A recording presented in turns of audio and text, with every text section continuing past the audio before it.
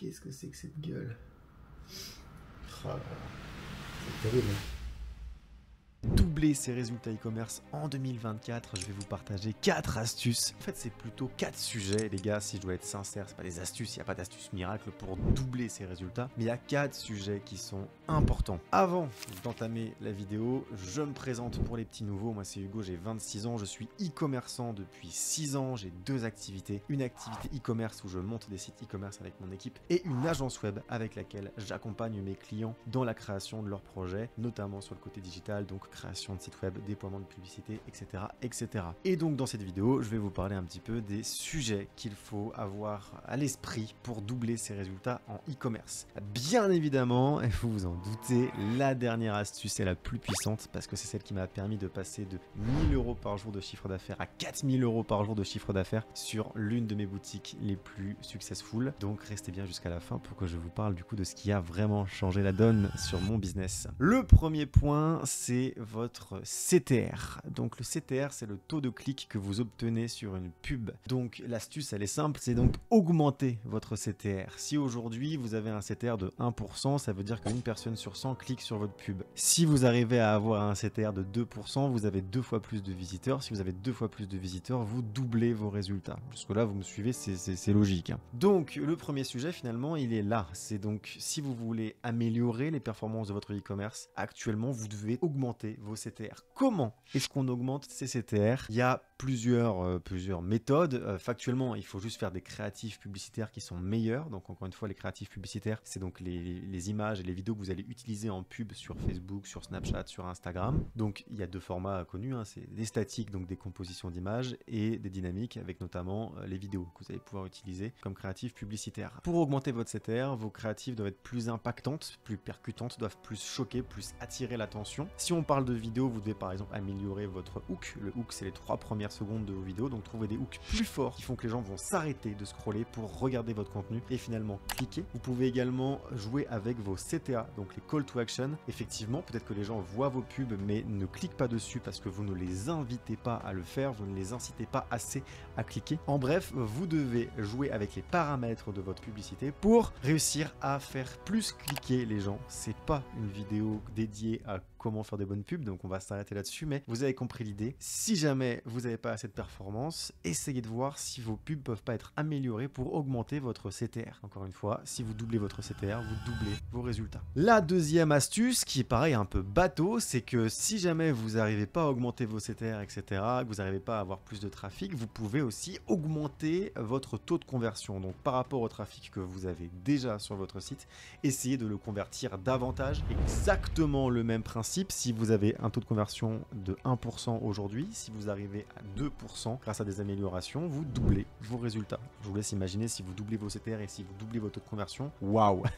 Non, mais donc le taux de conversion, c'est pareil. Comment est-ce que vous pouvez l'augmenter, enfin l'améliorer? Vous pouvez construire un meilleur site, même si ça veut tout et rien dire. Vous pouvez avoir une meilleure offre, donc une offre plus attractive, une offre qui pousse plus à l'achat, une offre qui met plus d'urgence, réussir à plus provoquer l'achat avec votre offre. Vous pouvez avoir une meilleure preuve sociale, donc des témoignages vidéo peut-être une section il parle de nous avec l'ensemble des médias où votre marque est apparue, une vidéo du fondateur qui s'exprime et qui parle un peu de son projet, de sa vision avec la marque. En bref, donner des éléments crédibilisants, donner de la preuve sociale pour que les gens aient plus envie de passer à l'action. Ça peut être aussi tout simplement un peu dans la même veine de répondre plus aux objections à l'achat, donc identifier quels sont les freins qui font que votre trafic n'achète pas et essayer d'offrir des réponses cohérentes par rapport à ces freins. Un exemple à la con, mais moi sur une boutique de bijoux, j'ai compris que beaucoup de gens posaient la question de est-ce qu'ils pouvaient porter les bijoux sous la douche, dans l'eau, et quand j'ai mis en avant le fait que c'était donc de l'acier inoxydable et donc que les gens pouvaient prendre leur douche avec, on a vu une première différence sur le taux de conversion. Autre chose, quand on a vraiment mis en lumière les délais de livraison, on a mis un truc un peu dynamique où c'est marqué livraison à partir de J+3, donc un truc automatique qui rajoute, donc si jamais aujourd'hui on est le 2 octobre, aujourd'hui ça veut dire que sur le site c'est marqué livraison à partir du 5 octobre, J+3, et donc ça permet aux gens de se projeter, de vraiment savoir quand est-ce qu'ils vont recevoir leurs produits. C'est pareil, ça va augmenter le taux de conversion. En bref, il y a des éléments paiement un peu comme ça. Vous pouvez aussi avoir un meilleur checkout. Alors quand vous êtes sur Shopify, c'est compliqué car vous ne pouvez pas forcément aller dans le checkout, mais vous pouvez connecter plus de moyens de paiement selon le marché où vous êtes, ça peut être intéressant. Je sais que par exemple si vous êtes en France, que vous avez que Stripe et que vous n'avez pas PayPal, si vous mettez PayPal, vous allez factuellement avoir votre taux de conversion qui va augmenter, un petit peu en tout cas. En Allemagne, je vous en parle pas parce qu'en Allemagne, si vous n'avez pas PayPal, vous allez tout simplement pas faire de chiffres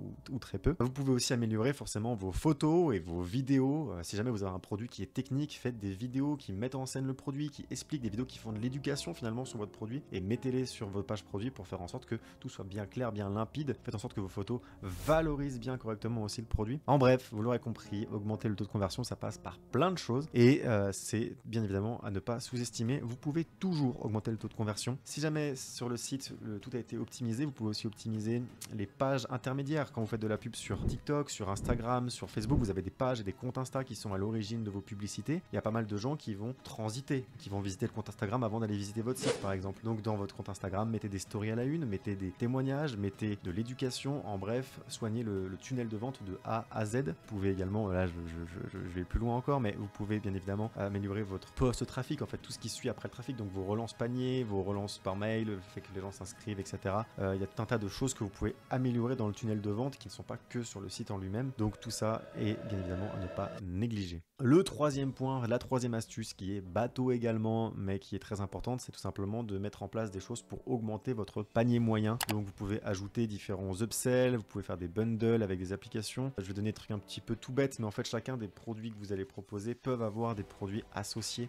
Quelques idées actuellement, moi j'ai des bijoux avec lesquels il y a un packaging de base et j'ai fait des améliorations de ce packaging et en upsell on peut prendre du coup les packagings les plus imposants, les plus luxueux entre guillemets, ce qui fait qu'on va avoir du coup vraiment des gens qui ont le packaging de base mais qui vont ajouter pour 8 € le packaging premium. Donc voilà, exemple de trucs tout bêtes qui peut augmenter le panier moyen. Après il peut y avoir des e-books, du contenu informatif, hein, si vous vendez peut-être une formation sur comment maigrir, vous pouvez donc avoir une formation et derrière un e-book sur les 10 recettes les plus intéressantes pour perdre du poids, etc. Vous pouvez avoir des petits trucs complémentaires dans une entreprise, dans une marque e-commerce de bijoux. Vous pouvez proposer par exemple aussi des petits bijoux complémentaires. J'en sais rien, si vous vendez des pendentifs, vous pouvez vendre un petit piercing en plus ou alors une petite bague en plus. Enfin, vous trouvez un truc qui va avec. Ça peut être également, je sais pas, un chouchou. Ça peut être surtout des petites choses qui peuvent bien fitter avec le produit principal et qui peuvent augmenter le panier moyen. Je sais que par exemple pour certaines décorations, pendant un temps sur une marque, c'est difficile de ne pas vous dire la marque et de vous expliquer ce que c'est, mais des petits socles. Donc finalement, c'est pour poser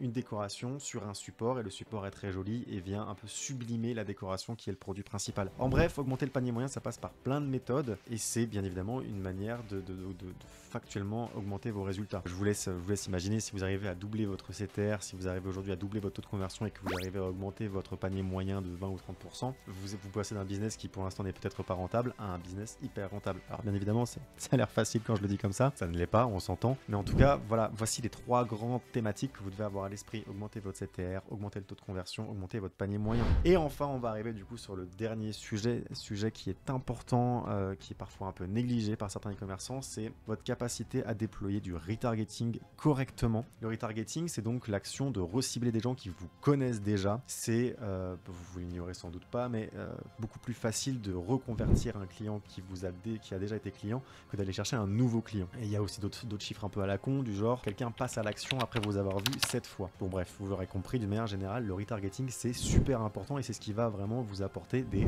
résultats. Donc pour vous donner quelques astuces, donc quand on parle de retargeting, on parle bien évidemment de newsletters récurrentes. Quand vous avez des clients qui sont du coup en train de consommer chez vous, récoltez leurs mails et faites des newsletters toutes les semaines ou au minimum toutes les 2 semaines pour donner des actualités sur votre marque e-commerce, mettre en avant les nouveautés, mettre en avant les offres, etc.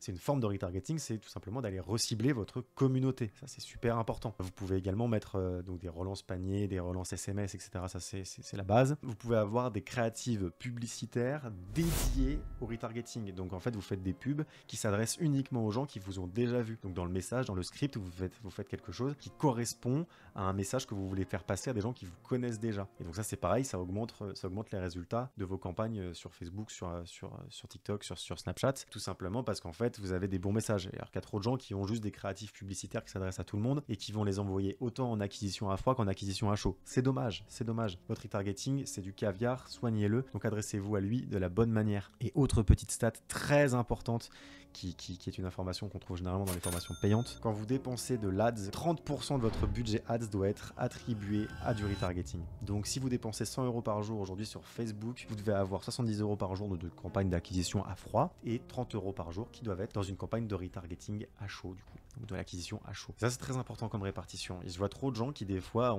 font à 200, 300 € par jour et en fait ils ont que 20 ou 30 € en retargeting alors que sur ce type de budget ils devraient presque être à 100 € par jour. Donc ne le sous-estimez pas. Le retargeting, si vous avez des grands taux de répétition, là je parle plus sur Facebook, Snapchat et TikTok, mais si vous avez des gros taux de répétition, c'est pas grave. Un taux de répétition entre 4 et 7 pour du retargeting c'est très bien. Bon au-dessus ça commence à être un peu too much, mais c'est en tout cas entre 4 et 7 c'est très bien. Là où sur de l'acquisition à froid faut pas dépasser 2. Voilà, et donc vraiment moi j'insiste sur ce dernier point, cette compréhension du retargeting et la mise en place du coup de système pour retargeter correctement, c'est vraiment ce qui a fait exploser mon shop et ce qui m'a permis de vraiment amener des résultats impressionnants. Ce qui fait qu'effectivement toute l'acquisition à froid que je faisais, même si elle n'était pas le maximum de la rentabilité, avec des ROI entre 2 et 4 sur de l'acquisition à froid, derrière avec 30% de mon budget qui a en retargeting, qui a des ROI plutôt entre 4 et 8, bon bah forcément ça porte vraiment les résultats quand 30% de votre budget a des retargeting aussi, à des ROI aussi élevés. Et de la même manière, depuis qu'on a vraiment arrêté de négliger du coup les newsletters toutes les semaines, il y en a vraiment une qui part toutes les semaines, voire 2, on met des stories régulièrement, on fait de l'animation de réseau, etc. En bref, tous ceux qui nous ont déjà vus, qui sont déjà dans notre écosystème, dans notre communauté, on les harcèle. Non, peut-être pas déconner, pas du harcèlement, mais en tout cas, on fait en sorte qu'ils nous oublient pas. Et si jamais ils ont été contents une fois, il n'y a aucune raison qu'ils ne reviennent pas. Donc il faut vraiment faire en sorte qu'ils vous voient. Si ceux qui ont déjà consommé chez vous, que vous avez déjà réussi à convaincre une fois, qui ont déjà été convaincus par votre service, qui sont contents, si eux ne vous voient plus, il y a un gros problème. Il faut absolument les solliciter, les remettre dans la boucle. Voilà, c'est déjà la fin de cette vidéo. J'espère qu'elle vous aura plu, qu'elle vous aura aidé à mieux appréhender vos enjeux et les sujets de votre marque e-commerce. Si c'est le cas, n'hésitez pas à mettre un like, un commentaire, un partage. Ça va mettre beaucoup pour le référencement. Si vous souhaitez vous lancer en e-commerce, il y a des liens d'affiliation pour lancer votre boutique Shopify directement dans la description. Il y a également mes réseaux sociaux et un lien vers mon podcast. Moi, je vous dis du coup à très bientôt dans la prochaine vidéo.